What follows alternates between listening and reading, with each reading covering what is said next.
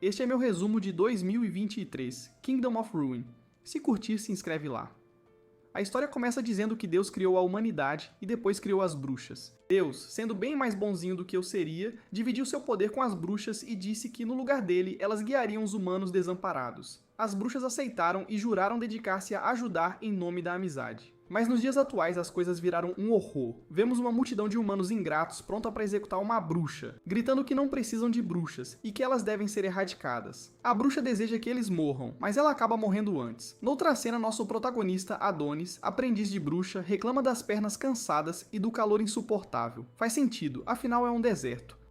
Adonis se irrita porque a bruxa que viaja com ele, Chloe, não o escuta, ela manda ele se calar. Ele quer que ela use magia para checar onde estão, seria muito mais prático que um mapa antigo, mas ela o chama de idiota e lembra que magia não é barata. O fã de mapas ameaça deixá-la para trás e fica mais puto quando Adonis usa um aparelho para descobrir a localização. A senhorinha anti-tecnologia fica furiosa, já avisou várias vezes para ele não usar essa máquina estranha porque quem os busca vai rastrear por ela. Adonis a acalma explicando que não é máquina estranha, é um smartphone que ele mesmo montou, então não dá para rastrear por ele. Nosso nerd orgulhoso diz que o aparelho usa conjuração livre para substituir ondas de rádio por fótons multidimensionais, então nem a triangulação do exército acha eles, e nem precisa de bateria. O gênio da tecnologia alfineta que usar mapas hoje em dia é muito tosco, mas Chloe não se impressiona. A princesa, presa ao seu jeito, diz que estão prontos para seguir viagem, porém Adonis fica sério e pergunta por que precisam continuar fugindo. Chloe explica que é porque ela é bruxa, e a atitude com as bruxas mudou. Hoje viver é uma luta. Tem de se misturar nas cidades humanas, viver longe das vilas. Se for pra comparar, ela é mais ninja do que bruxa. Pena que a piada ruim nem pega, então os dois fingem que nada aconteceu e seguem em frente. No caminho, Chloe lembra que precisam achar um lugar tolerante com bruxas para reconquistar uma vida pacata e feliz. Também precisam achar uma escola para ele, mas o nosso pequeno nerd de tecnologia, surpreendentemente, declara que a escola é um saco e prefere continuar aprendendo com ela. Chloe provoca de leve que ele curte mulher mais velha e os dois seguem viagem.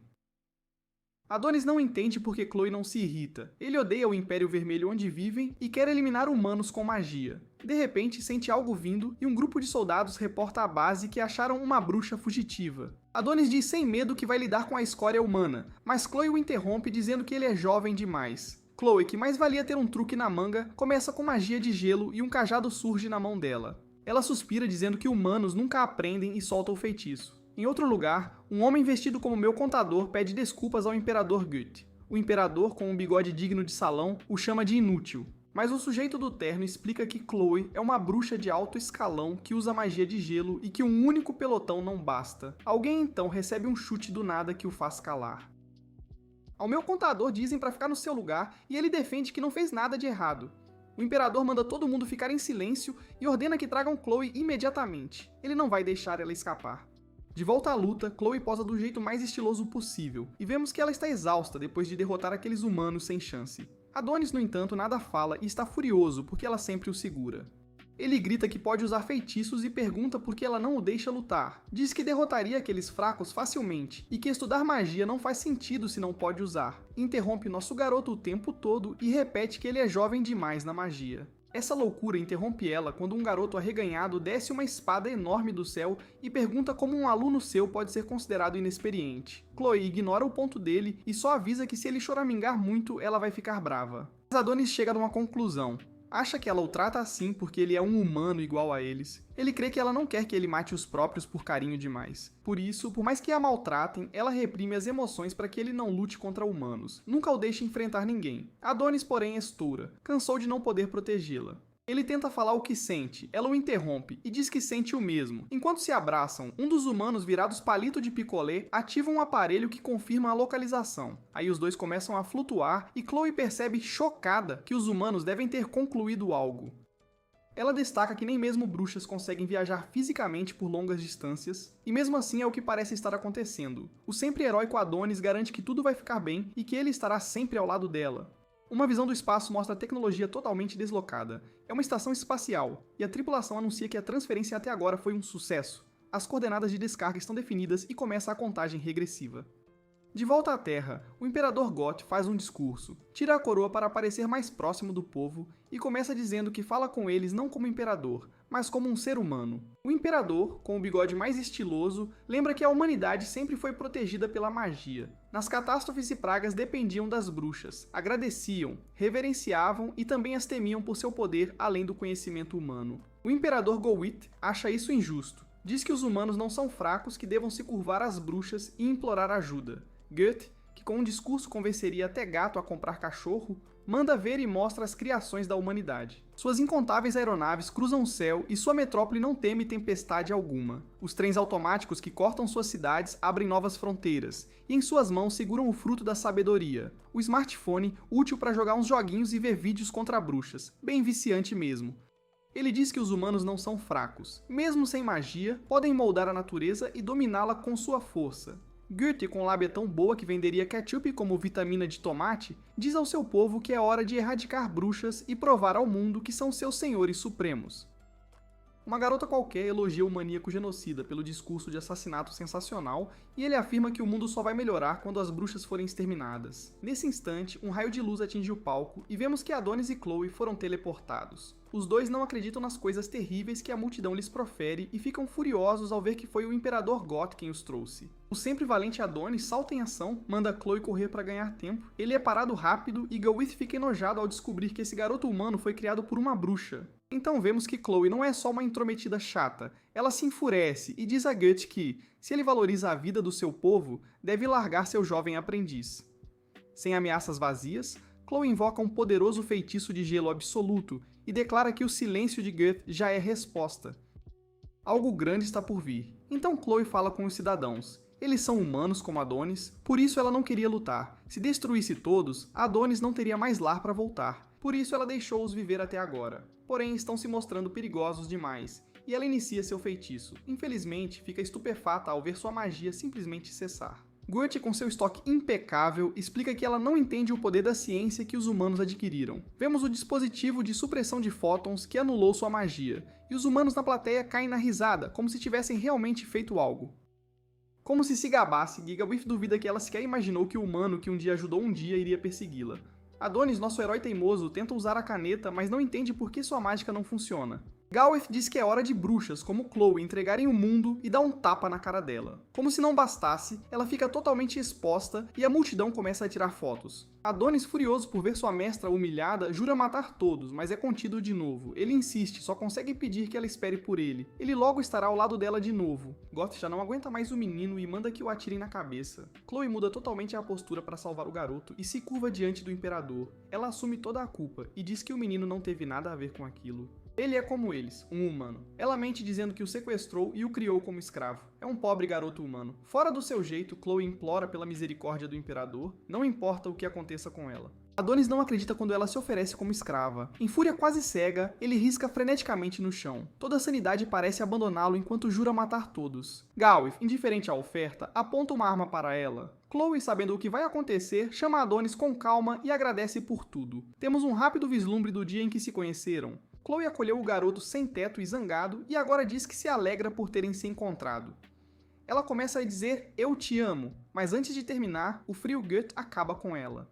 Adonis, petrificado, entra em choque. Antes mesmo do corpo cair, os soldados completam com uma rajada de balas. Adonis implora que parem, mas eles são implacáveis. A vida que tiveram passa diante dos olhos de Chloe. Ela lembra que foi realmente de verdade feliz. A multidão vibra em comemoração e Go encerra cortando a cabeça dela. Depois descobrimos o resto do que Deus disse ao compartilhar seu poder com as bruxas, que os humanos podem temê-las por serem tímidos. Ele esperava que se tornassem amigas e trouxessem paz eterna ao mundo.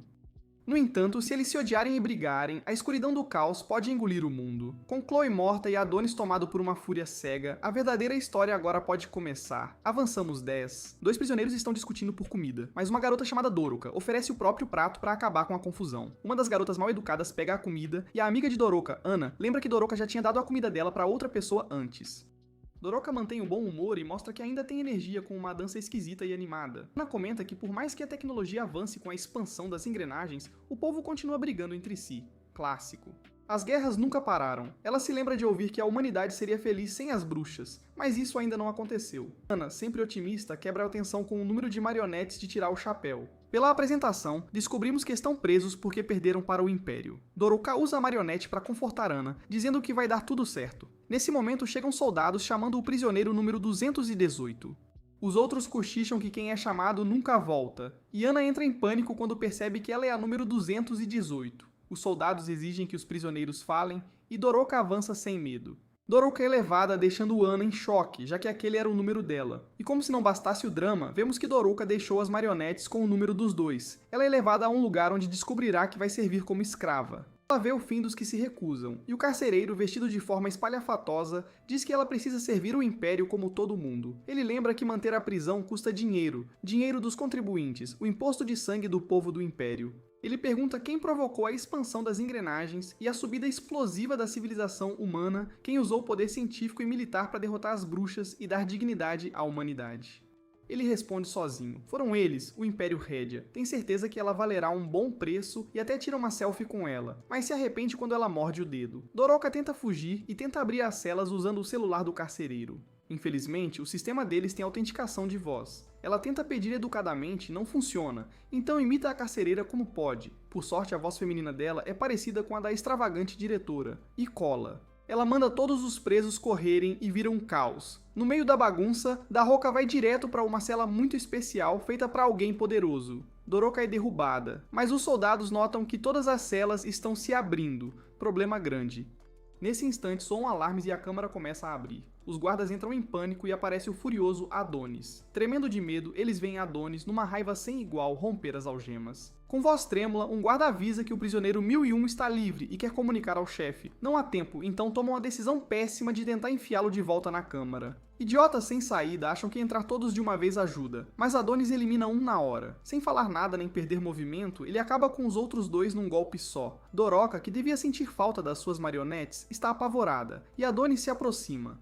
Ela implora para ele não fazer nada, mas uma fúria imensa corre por ele. Parece que palavras não o alcançam. Ele atira, mas de alguma forma ainda é misericordioso. Só quebra as correntes. Um comunicado alerta todos os guardas que portas das celas e divisórias dos corredores foram abertas. Em outro lugar, o diretor Yamato, cujas orelhas dariam até para ver do espaço, manda um loiro cuidar da prisão e autoriza armar-se acima da classe 5. O sujeito fala com desdém demais para gosto da vice-diretora Yuki e é mandado. Yuki jura que vai matar aquele loirinho um dia, mas Yamato proíbe. Ele é um executivo de alto escalão como ela. O diretor Pancake das orelhas confia nas habilidades do cara, mas sabe que a prisão tá perigosa. Lá dentro, o caos segue e avisam ao carcereiro que até o depósito de itens confiscados foi aberto. Ele não acredita que a Roca conseguiu burlar a autenticação de voz do celular dele e fica profundamente frustrado por ela ter libertado justamente a única pessoa que não podiam deixar escapar. Em outro lugar, vemos Adonis no topo de um prédio. Ele testa seus poderes disparando uma bala e usa um dos seus feitiços escritos de invocação chamados Ganho. Adonis, com um objetivo só na cabeça, exclama que agora é hora de acabar com todos os cidadãos.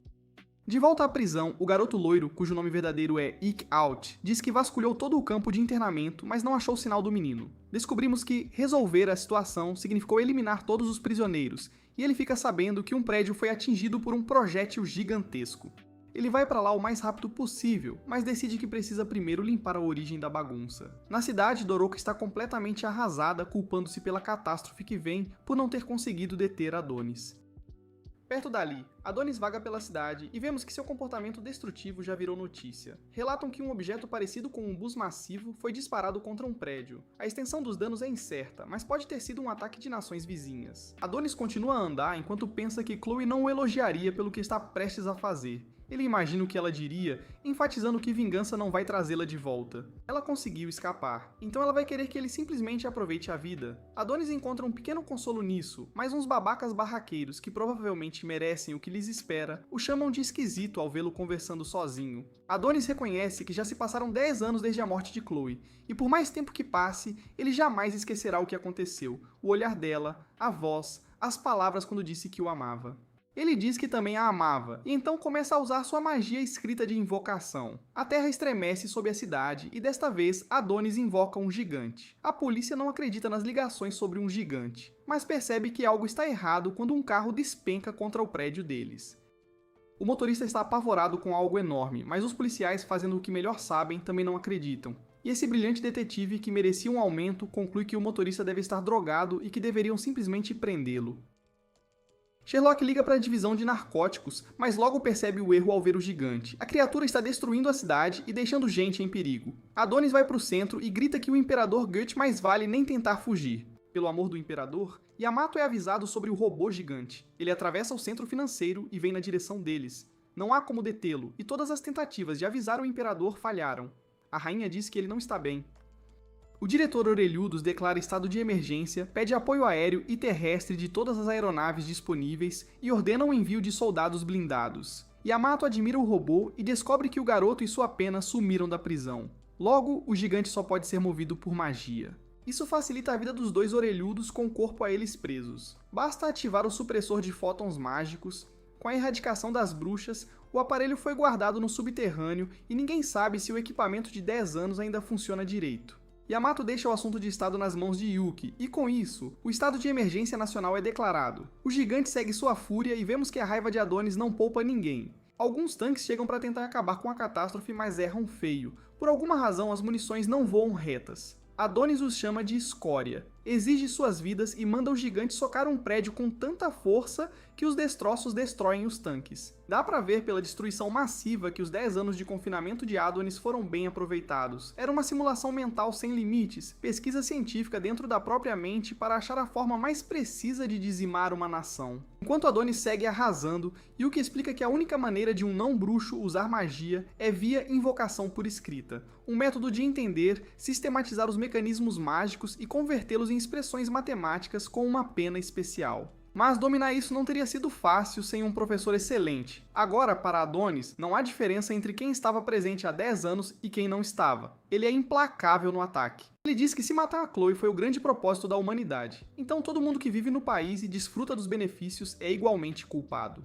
Aí o Adonis mostra seu poder incrível de invocar qualquer coisa à vontade e puxa umas metralhadoras gigantes chamadas Sino de Balas. Nosso protagonista vingativo está decidido a consertar as coisas, olho por olho, e faz com os humanos o que fizeram com seu mestre, despeja uma chuva de balas sobre uma multidão. O jovem que vimos há 10 anos claramente foi levado ao limite. Com os olhos cheios d'água e sem um pingo de sanidade, ele olha para o céu, encontrando uma beleza gelada no rastro da sua fúria. Mas algo não está certo. Visivelmente desapontado e ainda abalado, Adonis gostaria de se sentir melhor. Perto dali, vemos Ikao observando, e lhe dizem que o conjurador está na palma da mão do gigante. Todas as forças são avisadas. O alvo é prisioneiro de longa data, o aprendiz da bruxa, Adonis. O ataque ao gigante começa com um grupo de caças que o bombardeiam com mísseis, forçando Adonis a se afastar. Sem medir consequências, os mísseis continuam a cair, colocando civis em sério risco. Um prédio está prestes a transformar uma criança órfã recém-nascida em panqueca, até que Doroka surge do nada e a salva.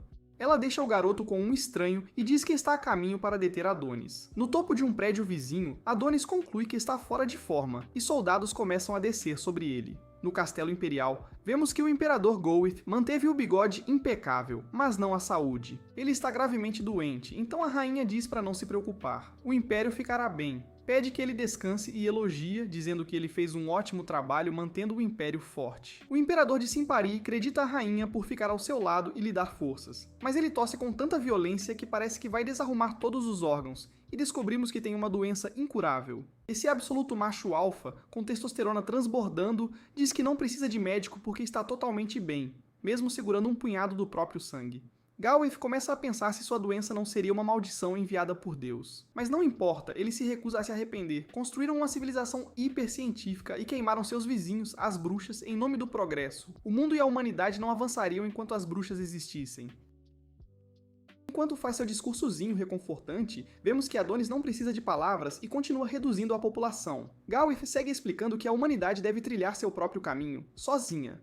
A nova era não precisa de magia. No máximo, a magia só atrapalharia. Uma coisa ele tem certeza, fez a coisa certa. Começa a chover, e Goth mostra que o bigode não é a única coisa suave nele, dizendo à rainha que ela é uma flor que desabrochou no caminho do Carnificina. Em outro lugar, Yamato fica chocado ao ouvir que a unidade de elite foi dizimada. Mas o mais surpreendente é ver um civil se aproximando do alvo. Vemos Adonis estrangulando um soldado que, com uma aparência de quem quer morrer, diz que deveriam ter acabado com ele 10 anos atrás junto com aquela bruxa. Adonis, com olhos entre os mais frios que já vimos, concorda que deviam ter acabado com ele, e até ele queria isso. Antes que Adonis despeje mais raiva, Doroka chega para detê-lo.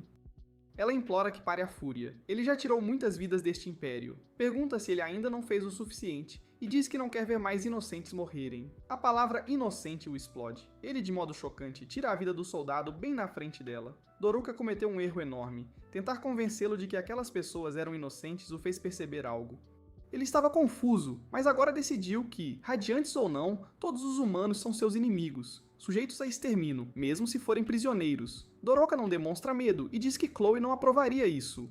Ela atrasa a própria sorte ao continuar evocando Chloe, o que só deixa Adonis mais furioso. Ele manda a escória humana não pronunciar o nome de Chloe assim, como se nada. Suponho que Doroka está só ganhando tempo até a próxima leva de soldados chegar.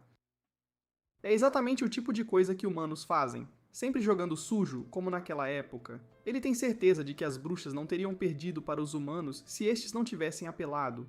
Ele manda a Doroka ficar fora disso, já que ela não sabe de nada. Mas ela sabe muito mais do que ele imagina. Diz que o nome dele é Adonis, o nome que a maior bruxa do mundo deu ao seu protegido. Não é invenção. Ela então o choca profundamente ao dizer que isso é conhecimento comum entre bruxas como ela. Adonis mal acredita por um segundo. Ela tenta se apresentar, mas ele explode de raiva de novo. Ele tem certeza de que ela está fazendo jogo mental e lembra que todas as bruxas estão mortas. Chama-a de escória humana e manda nunca mais falar de bruxas, mas ela revela que algumas sobreviveram aos caçadores. Tomado por um turbilhão de emoções, Adonis pergunta, frustrado: se sobreviveram, por que não salvaram a Chloe? Por que deixaram uma companheira morrer? Ela pede desculpas e diz que fugiram desesperadas. Adonis não quer saber de desculpas e lembra que já é tarde. Chloe se foi. Doroka o deixa pasmo ao afirmar que Chloe voltará. Elas vão trazê-la de volta à vida. Ele encara aquilo como insulto e se prepara para tirar a vida dela por tamanha mentira. Ela implora, dizendo que infiltrou o país para salvá-lo e, assim, devolver Chloe.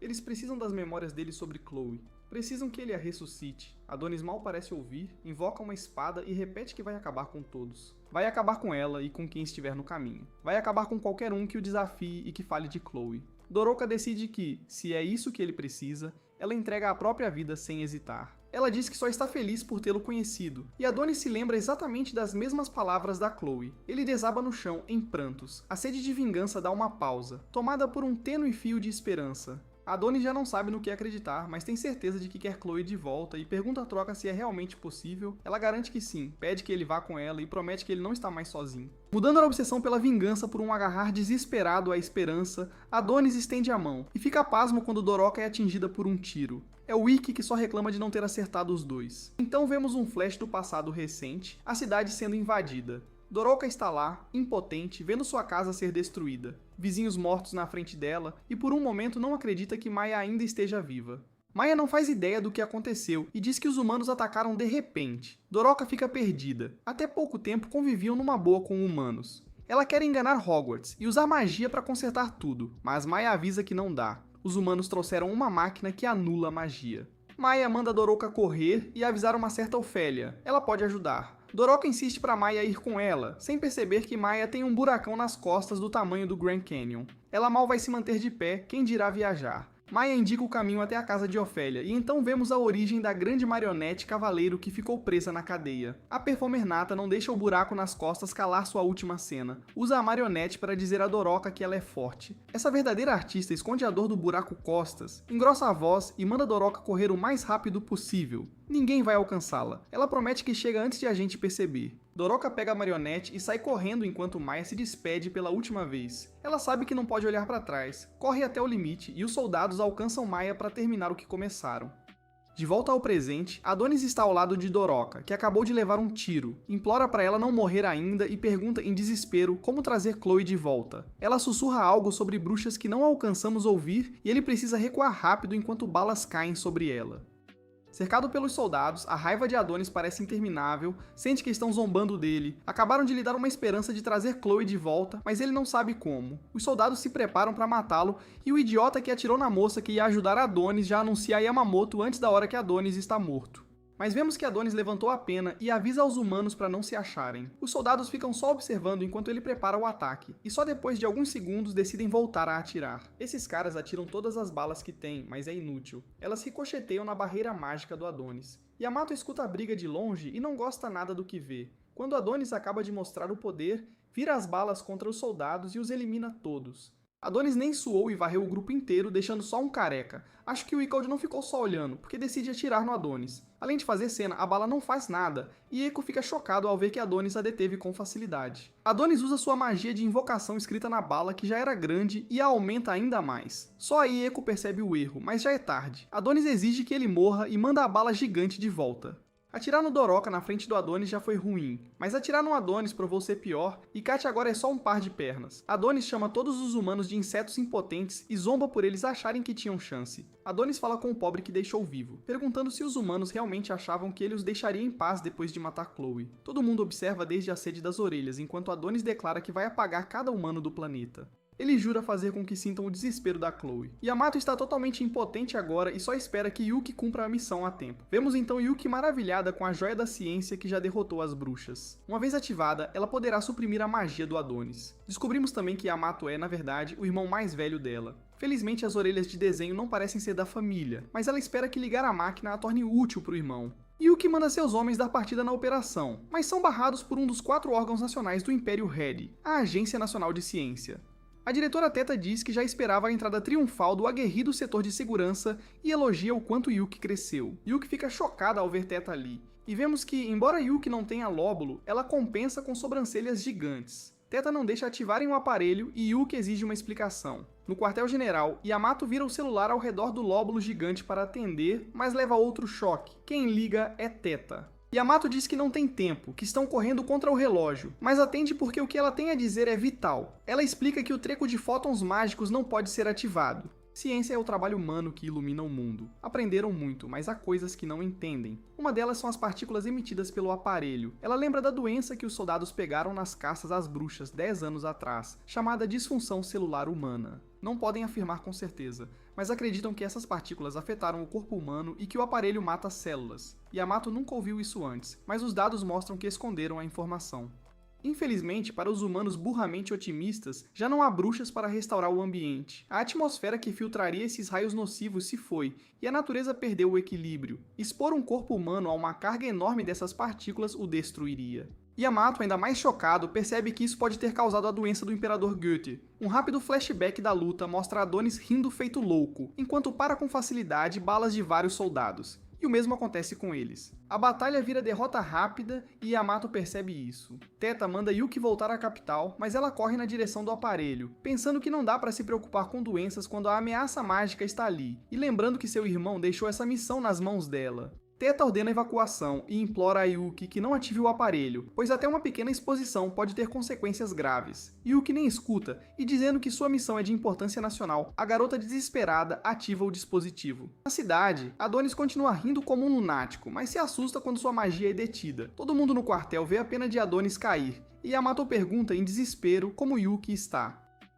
Teta diz que não foi nada, mas vemos que ela e Yuki estão gravemente feridas. Enquanto Teda desliga o aparelho, Yamato quer saber o que aconteceu, mas Teda lhe lembra de se concentrar na tarefa à frente. Ela questiona se Adonis é mesmo alguém que não podem vencer sem suprimir magia e pergunta se deveriam estar tendo tanta dificuldade assim. Ele lembra que seu dever é exterminar rápido quem ameaça o Império, e ela declara com orgulho que são Rédia, o Império indestrutível. Yamato se anima e ordena que todas as unidades avancem. Adonis parte correndo para pegar sua pena, mas já é tarde. Os soldados já estão prontos para atirar. Uma Karen extremamente furiosa se põe na linha de fogo, enfurecida por Adonis ter atacado a nação. Um prédio desaba entre eles e os outros soldados, mas essa Karen nem liga e puxa sua lâmina térmica. Adonis se pergunta se vai morrer mesmo e sorri, contente por talvez se reunir com Chloe. O soldado não hesita e o decapita com um único golpe. Os outros mal conseguem enxergar, mas a garota surge da fumaça segurando a cabeça de Adonis, afirmando que acabou com o aprendiz da bruxa. Todos comemoram, e ela é aclamada como heroína. A Sede também celebra, e Yamato solta um suspiro de alívio. Ele elogia suas tropas, mas avisa para não festejarem ainda. Eles ainda precisam recolher o corpo e confirmar os danos em cada área da cidade. Informam a Yamato que a soldada que matou Adonis é uma recruta nova da infantaria blindada. O assistente quer investigá-la, mas Yamato pede para não perder tempo e priorizar Teta e a vice-diretora Yuki. O orgulhoso Yamato constata que Teta estava certa. A nação é forte. Contudo, vemos que Teta não foi forte o bastante. Seu corpo rasgado é levado embora, assim como Yuki. Em seguida, assistimos o Imperador Goethe proferir outro de seus clássicos discursos, com tubos saindo de todo o canto do corpo para não desfalecer no meio da fala. Ele anuncia que a magia de algum modo sobreviveu e as abomináveis bruxas ainda existem neste mundo. O garoto que tiraram das mãos das bruxas há 10 anos foi solto no mundo, e é o pior desfecho possível. É o prisioneiro de longa pena e aprendiz de bruxa, Adonis. Apesar de ser humano como eles, Adonis é resquício do terrível mundo antigo dominado por magia. Golwith, parecendo que máquina de suporte de vida precisa de suporte, explica que mesmo após 10 anos, não descobriram como ele usou magia sendo humano. Gawith confessa estar furioso consigo por ter poupado Adonis, mas conforta o povo lembrando que o Império Redia é o auge do mundo. A ciência que possuem e suas tropas de ferro não cederão a nenhum mal. Gawith, que agora parece uma estação de carregador USB, encerra dizendo que todos devem se orgulhar de ter nascido humanos no Império Redia. Esse fanático professa que o mundo antigo acabou. Deus está morto e a nação virou Deus. Em alguma escola aleatória, uma garota assistia ao discurso no HM-Tube. A professora admite que não tem sido fácil, vários alunos morreram, e há uma planta na mesa em memória de um deles. O queridinho da professora pergunta por que o aprendiz de bruxa ficou do lado das bruxas se era humano, mas a professora não faz ideia. A aula acaba e ele só quer ir embora. A ruiva é abordada por outra menina que diz que viu o que ela fez. A ruiva já sabe do que falam, mas se defende. Foi uma reação normal para a situação. A menina vai embora, mas a ruiva secretamente deseja que ela caia do prédio, literalmente que se exploda. A ruiva se chama Eri e vai até o local da destruição. Ela está furiosa com o Império por não proteger o povo, e vemos que ela era a garota cujo namorado implorava por ajuda. Ela hesitou em ajudar e acabou correndo pela própria vida, deixando-o se perguntar por que ela o abandonou justo antes de ser esmagado. Ela se sente péssima por tê-lo deixado, e pior ainda por ter sentido atração física pelo cara que usava magia. Um homem a surpreende e ela percebe na hora que é do governo. Ela tenta apagar a foto que tem de Adonis, mas o homem diz que tudo bem e que vai guardar o segredinho dela. Ele aponta que o aprendiz de bruxa é o criminoso que causou o desastre, mas não vai dedurá-la. Eri pede desculpas e se afasta. Rapidinho descobrimos que esse cara se chama Os Gorgeous, um canalha de duas caras. Ele liga para entregar a localização exata da moça, dizendo que ela parece influenciada pelo terrorista, e ordenando que a prendam. Ele quer que o Bureau de Segurança Nacional decida o destino dela, mas tem certeza de que ela será executada ou presa por traição. Reclama que inspecionar a área do desastre é cansativo pra caramba, até ouvir que a checagem final já foi feita. Oz resolve voltar à base e pede pela linha a garota chamada Charmy. Me dá um abraço e um beijo quando eu chegar. Charmy, irritada, exige que o chefe Oz resolva seu pedido de transferência para ela sair logo daquele inferno. Ela já cansou de fazer hora extra todo dia e de aguentar um chefe que abusa do poder e persegue ela. Mudando de assunto, conta que chegaram análises inacreditáveis e pede para Oz voltar imediatamente. Ao percebermos Adonis ali, ela, em choque, revela que o corpo que capturaram é falsificado e vemos Adonis despertando em outro lugar. Então ouvimos seu grito de dor e o vemos imobilizado por várias mulheres. Estão preocupadas porque sua temperatura, batimentos e pressão sobem rápido demais. O coração não aguenta muito mais. E a pequena Eu Já Sabia diz que avisou. Um humano não resistiria à transferência de fase hétero. Metamofilia chega para acalmar a galera e se prepara para trazer Adonis de volta estimulando seu cérebro. Ela mergulha fundo e memórias antigas começam a emergir, só que a dor persiste. É claro que ele chama pela amada Chloe e começa a lembrar que não morreu de verdade. Vê seus pedaços falsos espalhados e uma soldado, Karen, solta as palavras: magia de duplicação, cancelamento de morte. Adonis não faz ideia do que isso significa, e a tal Karen se revela Ana, a garota que infiltrou a nação com Doroka. Tudo foi planejado para trazer Chloe de volta, então Ana está lá para tirar Adonis dali. Adonis quer saber mais sobre Ana, mas não há tempo para explicações. Ela manda Ofélia levá-lo. A magia dói, mas o coloca em segurança, e Ana pede desculpas à amiga morta Doroka. Adonis acorda nesse lugar estranho e a velha Ofélia agradece por ele ter lutado por eles. Nosso garoto, claro, está bem desconfiado e sem muita fé em ninguém, mas Ofélia revela que ele está agora na Nação das Bruxas, onde sua marca no cabelo finalmente pode começar. O coitado é empurrado por aí porque as pernas não colaboram e já fica de olho no potencial de Harém. Algumas bruxas, sem noção, provocam falando que a Chloe ia amar vê-lo se recuperar tão rápido. Por sorte, ouvir o nome da Chloe não o faz pirar. Na verdade, ele fica feliz em saber que elas conheciam a Chloe quando jovens. E Adonis sorri de verdade pela primeira vez em muito tempo. Ele até brinca com quem vinha empurrando, que na real ele anda bem. Mas Ofélia explica que a influência humana não alcança essa terra isolada. Ela diz também que o caminho que ele tomou até aqui é muito além do que imagina, e o corpo dele sofreu demais. Ofélia, de repente, dá uma fungada enorme num limão. Adonis só quer saber o que ela fez com ele. Ela diz que apenas o convidou e revela que conhecia a Chloe, como todas as bruxas da nação. Ofélia elogia. Chloe era mais forte, mais esperta, mais bem-humorada e mais bondosa que todo mundo. Mas ela foi expulsa da Nação das Bruxas. A raiva de Adonis volta a crescer quando ele acusa Ofélia de tê-la banido por ensinar magia a uma criança humana. Ofélia se espanta que Chloe tenha contado isso a ele, mas Adonis fala que deduziu. Ela então explica o quão vital a magia é para as bruxas. Representa a amizade e a devoção que Deus lhes concedeu para guiar a humanidade. A senhora está brincando com fogo ao dizer que magia não é algo que se deve ensinar a humanos. Chloe teve uma aprendiz humana, e elas não souberam ler as intenções dela. Adonis já ganha aquele olhar de raiva de novo, e ela conta que na época todas imploraram para Chloe abandonar o aprendiz e voltar. Ophélia guarda com carinho a lembrança de que Chloe sempre respondia não, com educação. Adonis nem se importa e pergunta se a velhinha já terminou de remoer o passado. Ela terminou, mas não é alguém para ser desafiada, e então mostra a ele sua pena. Adonis tenta a todo custo pegar a pena e num tropeço cômico manda uma garota sair da frente, mesmo ela não estando, só para levar um belo troco. O corpo dele entrega, e Ophélia fica lá analisando a pena mágica, toda impressionada. Tem uma pena de fênix imbuída de magia, com enfeites que lembram ondas e um olho de dragão vermelho.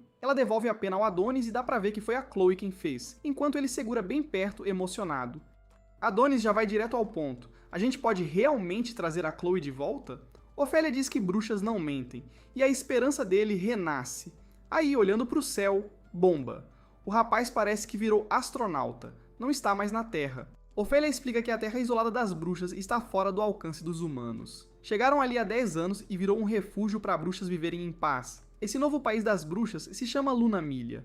Adonis veste uma roupa espacial para observar melhor e descobrimos que bruxas aparentemente não precisam de oxigênio. Ela comenta que a ciência revelou a verdadeira natureza humana e se pergunta se Deus fez a Terra redonda para que os humanos não vissem tão longe no futuro. Adonis se recusa a aceitar isso, e Ophélia o leva ao cemitério das bruxas. Faz um discurso curto sobre como os humanos se prendem a ditados e que o rei acreditou mesmo na história de que bruxas corromperiam a humanidade. A coisa fica absurda quando ela o leva a uma árvore chamada Mito, que dizem gera as bruxas. É a primeira vez que Adonis vê uma, e ele comenta que a Chloe detestava falar das origens, talvez porque tenha nascido de uma árvore, tipo uma maçã ambulante. Piora quando qualquer sonho do Adonis de formar o maior harém de bruxas some num piscar de olhos. Ophélia explica que bruxas são unissex. Ao contrário dos humanos, elas não têm pares para acasalar. Elas ganham vida das árvores como frutos que carregam o poder de Deus. Essa árvore aqui é a última trazida da superfície do planeta. Os humanos queimaram todas as outras Mito, então só essa ainda pode dar à luz e regenerar bruxas. A palavra regenerar dá ideias ao rapaz. Ele imagina que a Chloe pode estar dentro de uma dessas bolotas. Ophélia explica que agora é só uma bruxa esperando nascer e que precisa da força dele para se tornar a Chloe.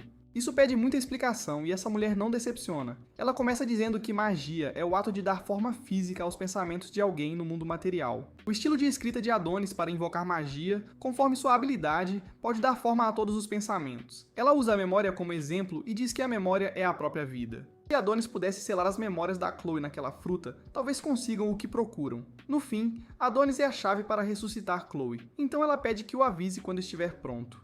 Adonis fica um tempo absorvendo tudo e não acredita que sua magia vai ressuscitar a Chloe. Aí aparece a Ana do nada, furiosa, perguntando se ele tem algo a dizer. Adonis acha que ela espera um obrigado, mas isso só irrita mais. Com lágrimas, ela lembra que Doroca morreu por ele. Adonis parece seco e responde que não é problema dele.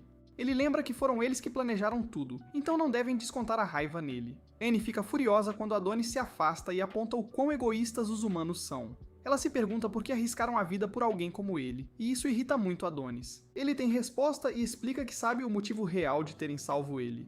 Ana fica chocada, mas Adonis manda ela parar de fazer-se de boba. A série ainda vira um novelo de surpresas quando lembramos o que Doroca contou a Adonis antes de morrer. Ela revelou, pasmem, que as bruxas planejam usar a Chloe, e disse que ele e Chloe precisam fugir da nação das bruxas. As revelações continuam. Adonis nota que as bruxas vivem em ambientes extremos, sem proteção, então não precisavam de uma instalação tão grande. O que aquela instalação realmente é uma jaula para manter humanos. Nosso Sherlock aqui deduziu que as bruxas planejam sequestrar escravos humanos e crianças usando a tal transferência de fase hétero. Depois vão ensinar magia de invocação por escrita e forçá-los a lutar. As bruxas estão à beira da extinção, precisam de soldados alternativos. Nosso detetive sabe que só a Chloe pode fazer as penas. Essa é a verdadeira razão para quererem ressuscitá-la. Adonis se afasta todo metido a rei, mas Ana corre atrás dele. Ela se pergunta o que ele fará com essa informação e implora desesperada por ajuda. Adonis revela que ainda vai ressuscitar a Chloe. Isso não mudou. Ele é um apaixonado fácil, sempre fez só a vontade da Chloe. Se ela os rejeitar, as bruxas viram inimigas também. A cerimônia começa logo, e Adonis usa sua magia escrita, chamada Memórias Nostálgicas. As memórias dele fugiram para a esfera da árvore, e a gente vê algumas. Antigamente as coisas eram bem mais simples. Adonis era um garotinho metido, e Chloe a cuidadora apaixonada. Ela ficava boquiaberta vendo o menino decorar constelações, achando que ele era um prodígio divino. Ela percebe que foi ela quem o ensinou, e brincando se pergunta se isso faz dela uma deusa. Os dois caem na risada e Adonis pensa que não trocaria o tempo ao lado dela por nada. Mais lembranças vêm à tona e ele vê Chloe coberta de cicatrizes. Ela zoa ele chamando de pervertido e ele diz que vai ficar de guarda. Nesse instante, a normalmente forte Chloe desaba e agradece a Adonis por ficar com ela, porque sozinha não conseguiria viver neste mundo. Ele diz que agora também não quer viver sozinho e confessa seu amor a Chloe. Adonis imagina Chloe diante dele agradecendo enquanto a cerimônia se completa.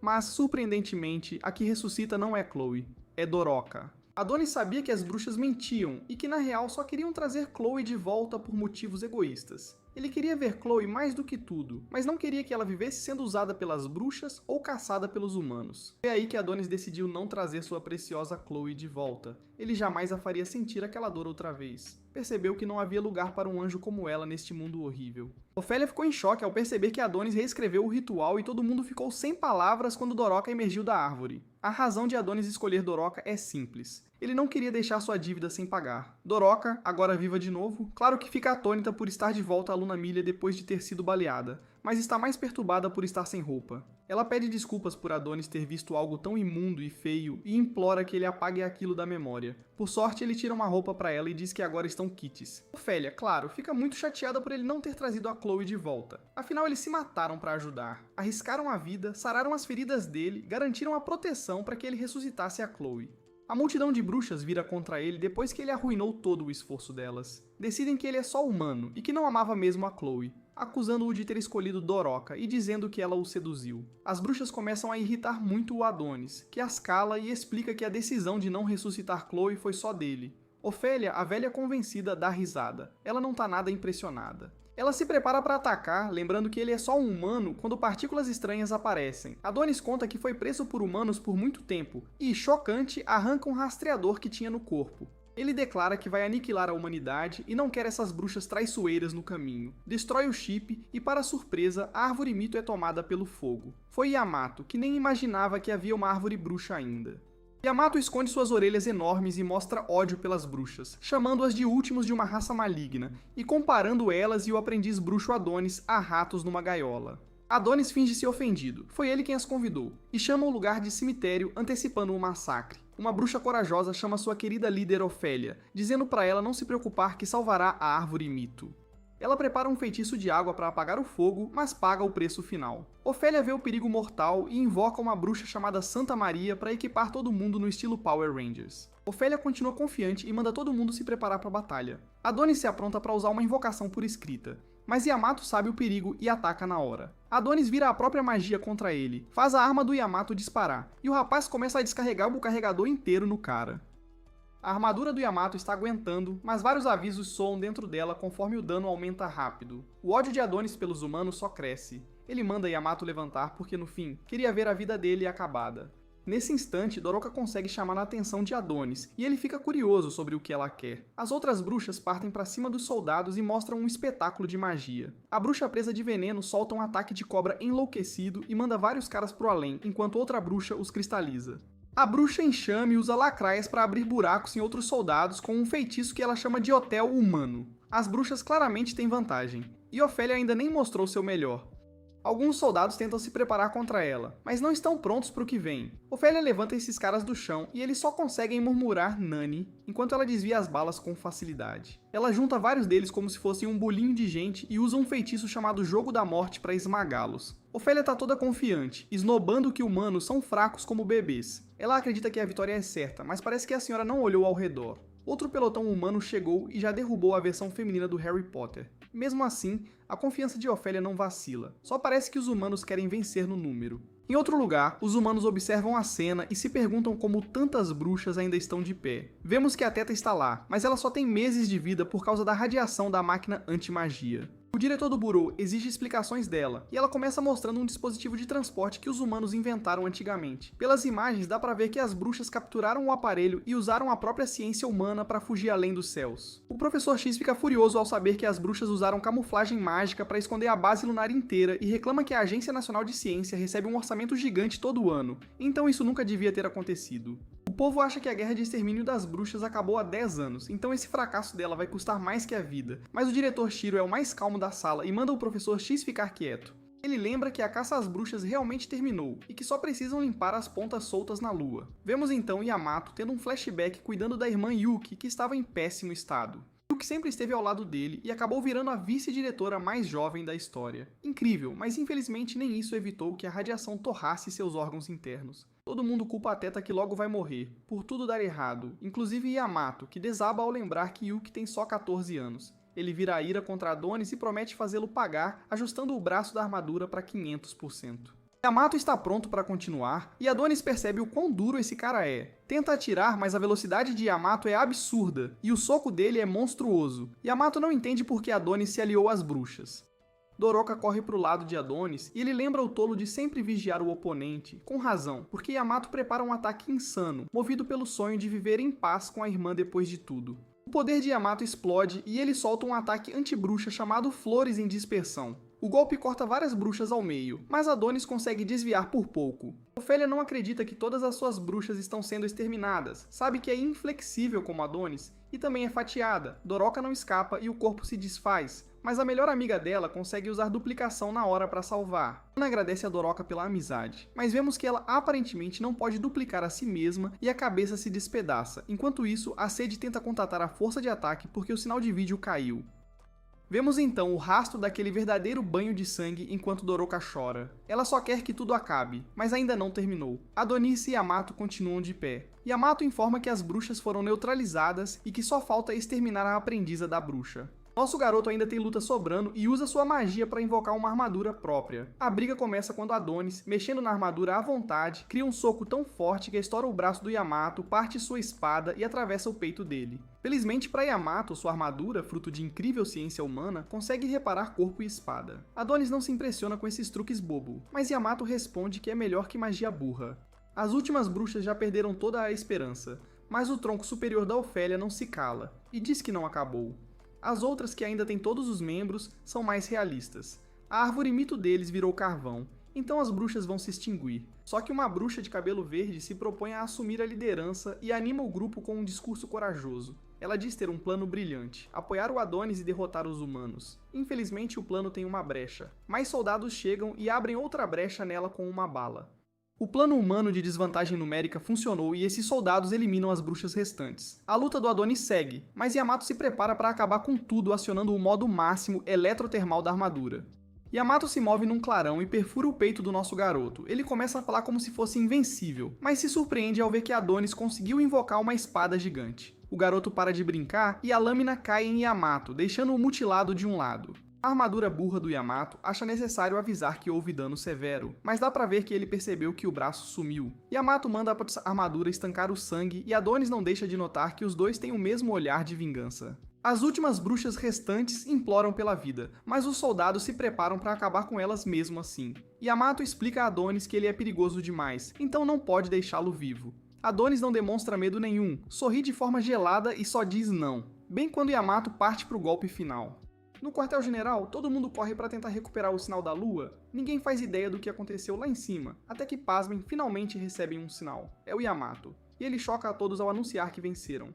Todas as bruxas na superfície lunar foram exterminadas. Os humanos começam a celebrar, mas algo parece errado. Os olhos de Yamato não estão vermelhos. Voltamos alguns instantes antes, pouco antes de Yamato ferir Adonis. Adonis não tem medo, mas Doroka grita para todo mundo parar. Yamato fica incrédulo, incapaz de mover o corpo. E Adonis, impressionado, percebe que Doroka domina vários feitiços. Ela acaba de lançar o feitiço do amor, que atinge também os soldados. Ela se apresenta e Yamato até diz seu nome, mas isso acontece contra a vontade dele. A boca abriu sozinha, e ele percebe que o feitiço é perigosíssimo. As outras bruxas observam pensativas, achando que Doroka talvez consiga virar o jogo com sua magia especial.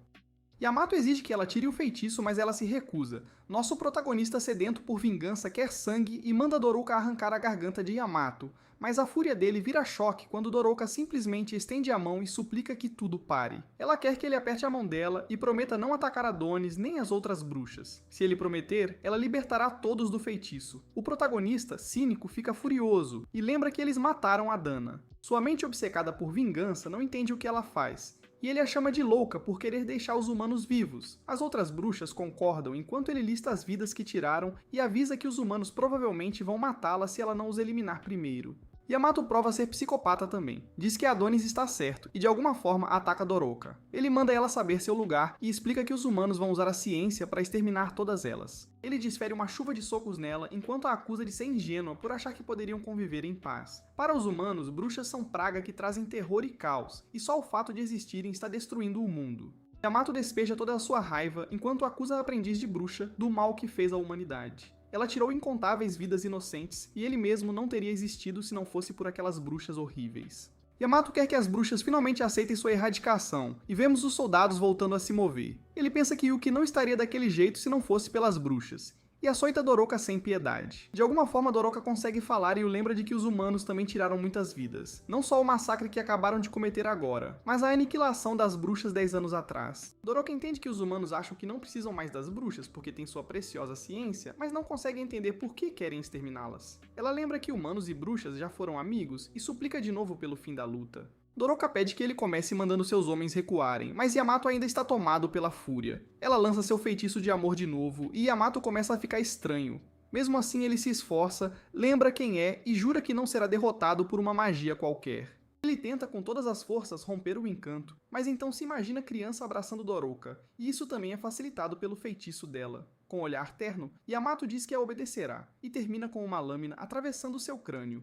Claro, era nosso protagonista tomado pela raiva, e ele explica que só lhe resta vingança. Doroka não acredita no que viu e fica furiosa com Adonis. Ele, porém, fica obcecado ao perceber a força do feitiço de amor, e anuncia que usarão a mágica dela para destruir a humanidade. No Palácio Real, informam ao rei que a força de ataque ainda está em combate e não sabem se as bruxas serão derrotadas, pois estão oferecendo resistência. Infelizmente, a comunicação com a sede é ruim, então não tem todos os detalhes. O rei pergunta de novo se vão derrotar as bruxas, e o soldado apavorado responde que acredita que a vitória é certa.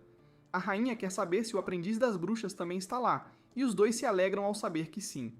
O rei desfila seu bigode impecável e ordena que queimem as bruxas. E até a lua inteira se preciso. Esse maníaco genocida vibra ao ver que o fim se aproxima para todas as bruxas e para o pirralho vingativo contra a humanidade. O sujeito que fazia discursos tão convincentes há poucas cenas está pirando agora, rindo feito louco. Chama as bruxas de perdedoras por terem fugido para a lua, dizendo que nunca escaparão. O rei, que é garantias da esposa, pede que ela diga o quanto ele é incrível e o elogie. Está no auge agora, convencido de que finalmente exterminou as bruxas e todo mundo comemora. O pobre soldado, que teve que ouvir o surto do rei, lembra que ouvira falar que a condição do monarca piorava, mas não sabia que era tão ruim. Fica chocado quando a rainha o abraça e diz que tudo vai ficar bem. O rei age feito bebê às vezes e precisa de elogios. Ela o parabeniza por aguentar tanto estresse por tanto tempo e ele não para de repetir o quanto a ama. A gente vê então por que o rei é assim. A rainha, chocantemente, lança um feitiço do amor. Ela o elogia por finalmente eliminar as bruxas e diz que agora pode acabar com a própria vida.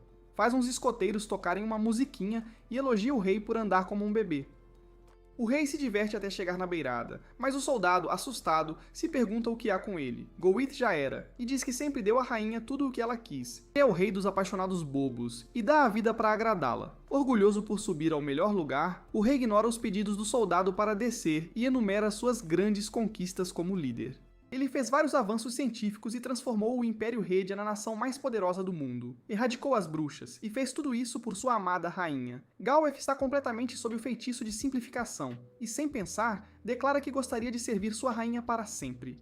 Claro que a rainha adora ouvir isso, mas ela claramente não liga nem um pouco para ele e simplesmente manda ele se apressar e pular. O imperador Galweth mostra seu impecável bigode uma última vez e, todo animado, se joga do prédio.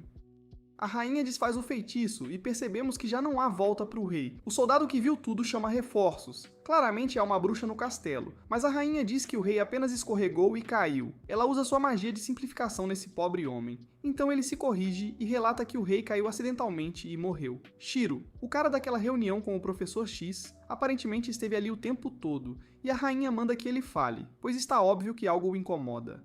Ela se pergunta se não deveria ter acabado com a vida do rei. Mas Shiro nem se importa e aponta que aquele fantoche já não servia mais. A rainha observa que seu feitiço só funciona em homens. Eles são uma ameaça demais, por isso precisaram ser eliminados. Shiro fala que o mundo agora pode ser dela, mas ela o chama de idiota, ela não quer esse mundo. Ele já devia saber o que ela realmente quer, e ela ameaça tirar a vida dele como fez com aquele soldado, se ele não trouxer a verdadeira cabeça do Adonis dessa vez. Shiro promete à rainha que não a decepcionará, mas ela declara que não é mais rainha. Então revela sua identidade verdadeira. A bruxa do desconhecido, Dorothea. Seu objetivo é trazer alguém de volta, um sujeito que parece uma versão ruiva do Adonis. De volta à Lua, Doroka rejeita o plano de Adonis de usar a magia dela para destruir a humanidade. Adonis, claramente perturbado, ainda sorri e pede a Doroka que não liberte seu feitiço. Ele parte contra os soldados imobilizados e manda que chorem como ele chorou quando tiraram a vida da Chloe. Doroka implora que ele pare, mas já é tarde. Nosso protagonista rasga as tropas ao meio. Doroka só pode assistir horrorizada, sabendo o que precisa fazer, ela nunca quis usar seu feitiço nele. Mas Adonis claramente não vai parar de outro jeito. Adonis surge na frente dela num piscar de olhos e ameaça matá-la de novo se ela tentar lançar feitiço nele. Ele continua seu massacre enquanto os soldados imploram por suas vidas, e Droka tenta dizer que isso não vai adiantar nada. Vingança só gera mais vingança. Adonis não está para sermão, mas Droka diz que está cansada de tanto lutar. Toda aquela morte a deixa arrasada. Já ele parece combustível puro. Ele termina com os soldados e encontra Yamato para roubar seu rosto. Adonis jura extinguir a humanidade e usa um feitiço para imitar a voz de Yamato. Voltamos ao presente com Adonis, fingindo ser Yamato, relatando ao quartel. Ele diz que a batalha foi feroz e que nenhuma bruxa sobreviveu. Infelizmente, além dele, nenhum humano também. Yamato diz que voltará sozinho e pede para trazê-lo, mas Teta percebe que aquilo não é Yamato. Algumas bruxas assistindo ficam horrorizadas e vemos Adonis usando o rosto de Yamato como máscara. Ele ordena de novo que o teleportem e promete trazer a cabeça da aprendiz da bruxa.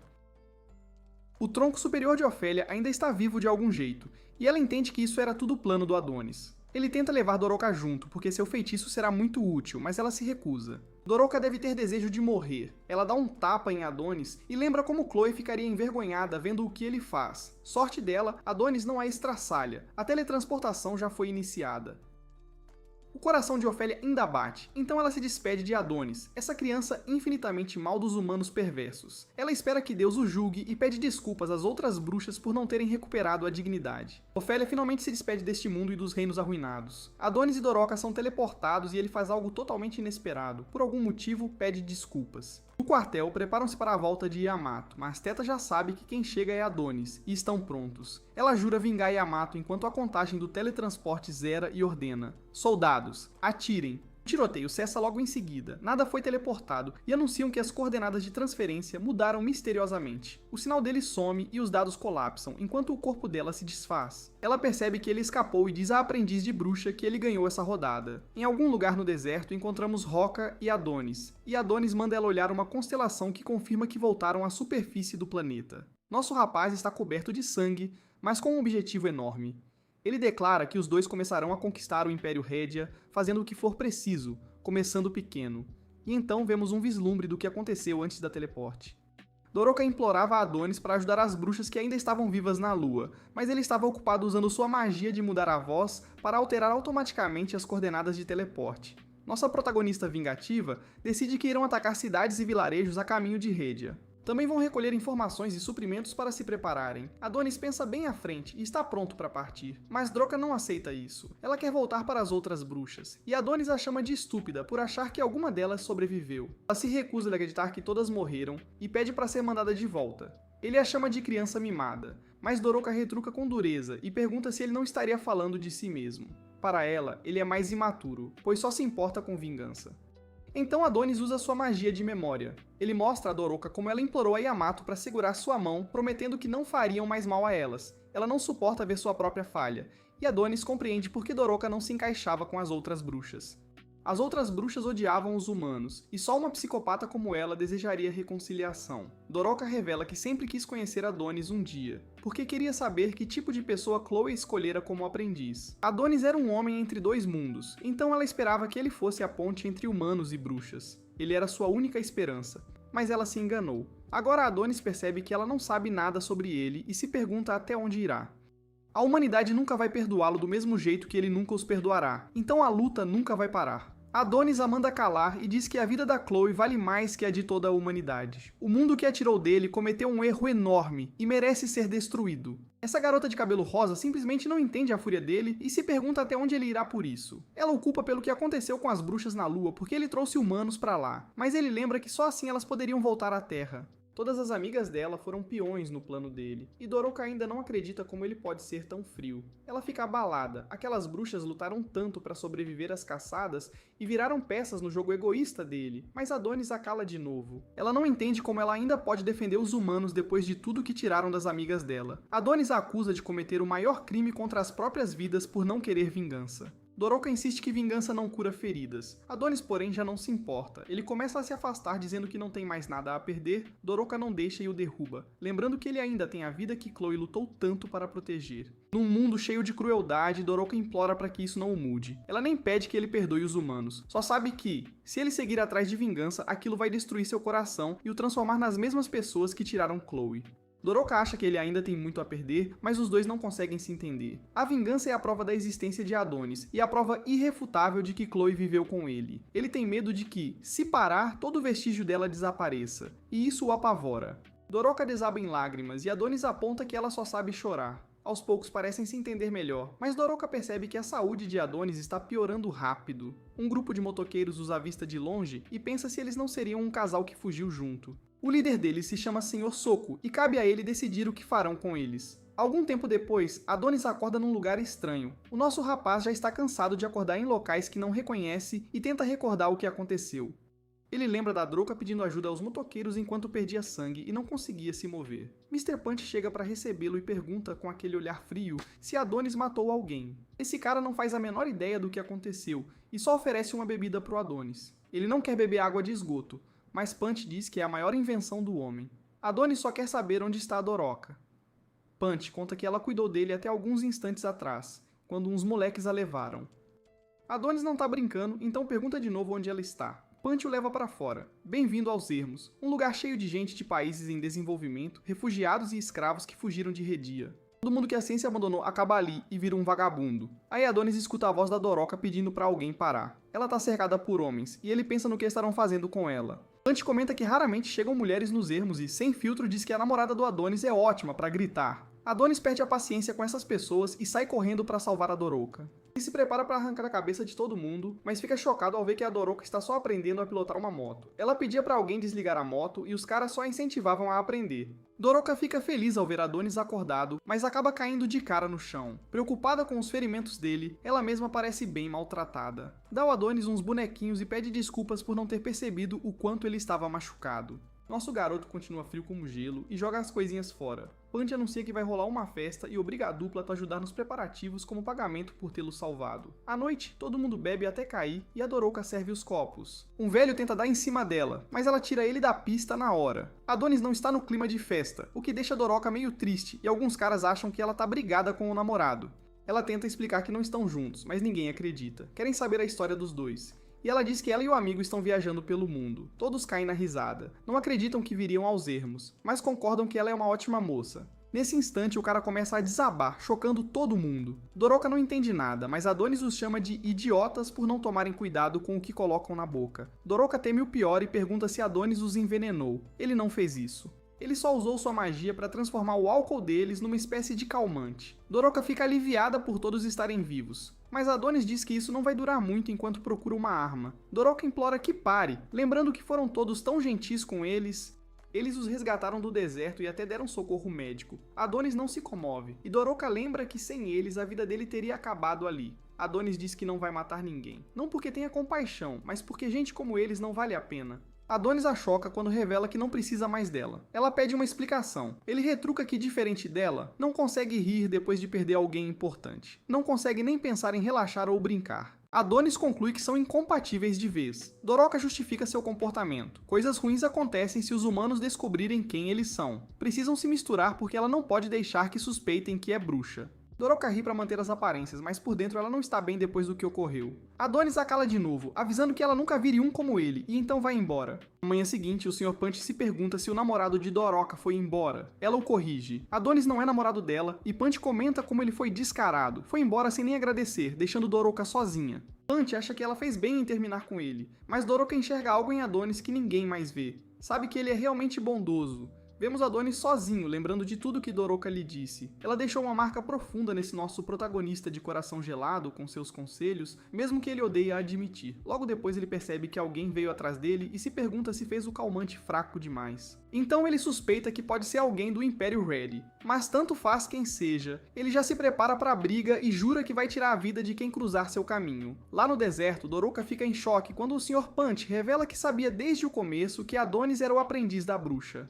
Doroka tenta negar, mas não adianta. O Sr. Punch diz que Adonis agora é outro homem, com memórias do passado. Ele quase morreu no deserto e foi salvo por Chloe, a bruxa do gelo e seu jovem aprendiz. O Sr. Punch explica que a maior felicidade do homem é ter algo pelo qual enfrentar o mundo inteiro. Ele é o motoqueiro mais sábio que você já viu e diz que nunca se decide uma discussão sobre se a vingança é certa ou errada. Adonis escolheu a vingança, e mesmo que isso o leve à morte, é uma escolha dele. Ele pergunta o que Doroka pensa fazer, e ela diz que não quer que mais ninguém morra por não ter protegido Anna e os outros. Doroka se recusa a deixar Adonis morrer, então o Sr. Punch estranha porque ela ainda está ali falando com ele. A seguir, vemos que quem vinha atrás de Adonis era na verdade Doroka, e ele se pergunta se ela quer matá-lo. Doroka promete não atrapalhar e pede para viajar junto. Adonis fica chocado, ela explica que pensou bem e acha que ele precisa dela. É perigoso viajar sozinho e boa companhia faz o caminho passar mais rápido. Ela acha que os dois vão se beneficiar, mas Adonis só quer saber por que ela não parou. Inacreditável o tanto de barulho que essa garota faz. Ele sai atrás dela. Finalmente, um momento leve no anime. Adonis persegue a Doroka fora de controle. O Sr. Punch só espera que Adonis não faça a Doroka chorar e deseja sorte ao querido aprendiz de Chloe. No outro lugar, uma multidão enorme se reúne para a nova coroação imperial. Após vigiar a cidade e se alegra com a paz. Num estádio, o 23º imperador do Império Redia é aplaudido por seus feitos. Além do bigode impecável, ele foi responsável pelo rápido avanço da civilização humana. Esses caras têm trens futuristas e celulares graças a ele, então não precisam mais do poder das bruxas. Seu poder científico e militar elevou a dignidade humana. O Imperador Galwith era muito inteligente, mas não esperto o suficiente para escapar da morte. A nação estava inquieta sem seu líder destemido, mas isso acaba agora enquanto se preparam para receber o novo monarca. Um contador começa e todo mundo espera ansioso para ver sua nova líder.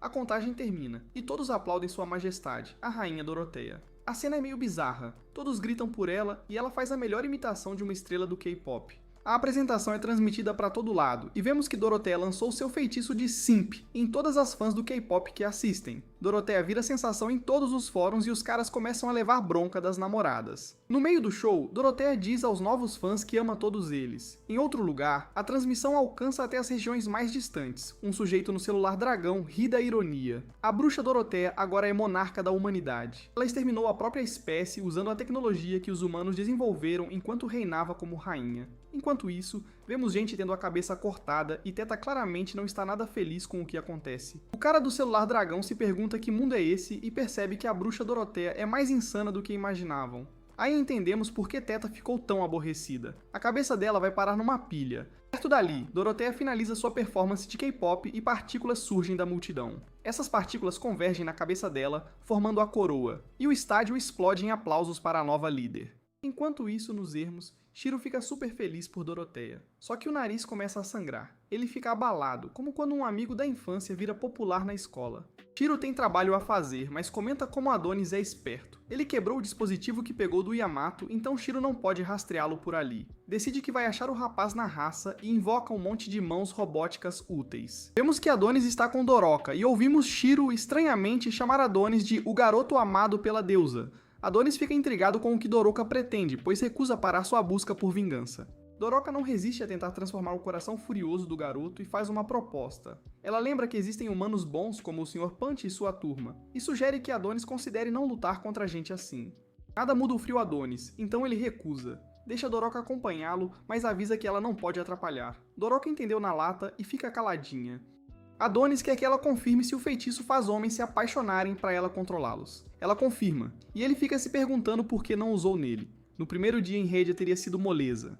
Ele supõe que Ofélia ordenou que aprendam a qualquer custo, e o feitiço teria sido o jeito mais eficaz. Mas ela não usou magia, tentou convencê-lo na conversa. Doroka responde na lata. Adonis não teria curtido um primeiro encontro assim. Nosso herói faz drama e dirige pra fora do penhasco, mas misteriosamente não se machuca, e ele admite que ela tem razão. O primeiro encontro teria sido um desastre. A poça vira umas fiapos de fada, Doroka estende a mão pra tocar os bichinhos, e eles acabam num lugar abandonado chamado Terral de Areia. O lugar está em ruínas, então Doroka acha que não tem ninguém. Adonis a manda ficar ali enquanto explora, mas ela não quer ficar sozinha. Ele só então repara na bolsa branca dela. Ela diz que o Sr. Soko deu itens essenciais, coisas típicas de acampamento, até uma barraca de boneco de neve engraçadinha. Doroka acha tudo bacana, mas Adonis tem missão. O lugar realmente parece abandonado e ela pergunta se tem fantasma. Adonis vê que não há sinais de luta apesar das janelas quebradas e se pergunta por que ninguém vive ali. A delegacia é o prédio maior da cidade, então ele espera achar pistas lá. Doroka surtou ao ver um rato e Adonis não acha graça. Ela pede desculpas, mas continua em pânico e sem vergonha. Cair pelo chão foi a cereja do bolo. Ela pede desculpas de novo.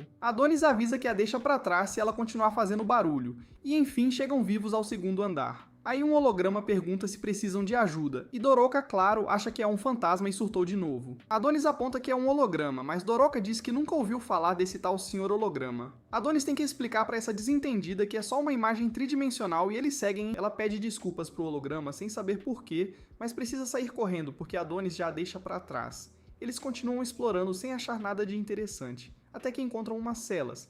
E Adonis comenta que os dois têm lembranças ruins envolvendo prisão. Adonis para de repente ao ouvir algo e manda a batata de cabelo rosa ficar em silêncio. Um cara parece cantarolar e tocar violão, uma música de amor tristíssima, e eles veem um homem dentro de uma das celas. Doroka tenta chamar a atenção dele, sem sucesso. Adonis fica meio desapontado, então a batata insiste, agora com um gravezinho na voz. O rockstar preso leva um susto e se espanta ao ver estranhos ali. Não deveria ter mais ninguém na cidade, mas Doroka explica que são só viajantes de passagem. O coitado quase tem um infarto, então Doroka pede desculpas pela 10ª vez nesse episódio.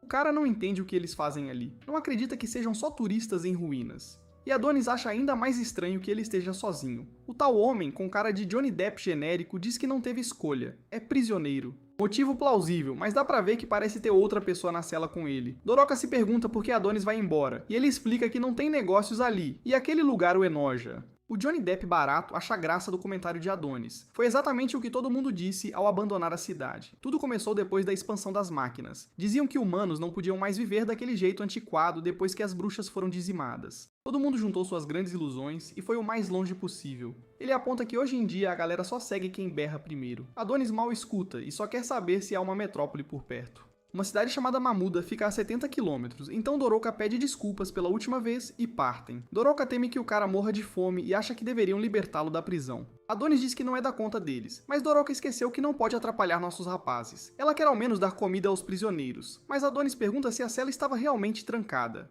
Adonis descobriu a verdade, mas não conta pra Doroka. Só diz que o casal na cela não precisa de comida, precisa de paz e silêncio. Doroka nem sabia que havia outra pessoa lá. Vemos que a mulher do homem já morreu. O coitado claramente perdeu a razão ao assegurar à esposa que os estranhos foram embora. E começa a soluçar. Com tristeza diz que todos que a acusaram de bruxa e a trancaram se foram.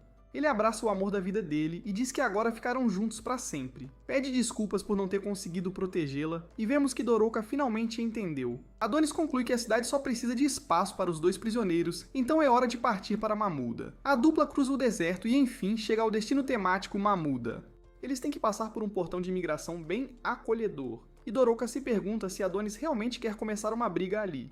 Esse nosso garoto, claro, quer brigar com todo mundo o tempo todo, mas Doroka teme que uma cidade grande assim tenha muitos soldados e armas.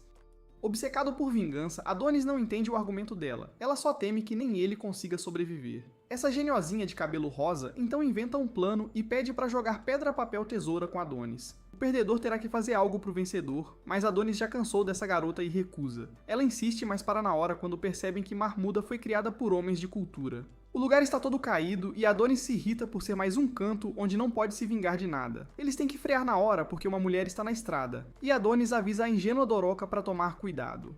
Ela teme que a senhora não tenha muito tempo de vida, e a mulher diz que precisa apressar-se. Doroka pensa que ela foge de algo, mas Adonis percebe que não é humana, e manda Doroka sair dali o mais rápido que suas pernas burras permitirem. Doroka resolve ficar parada e surpresa. A mulher é um robô. A máquina analisa Doroka e conclui que ela tem baixo índice de prazer. Que azar, né?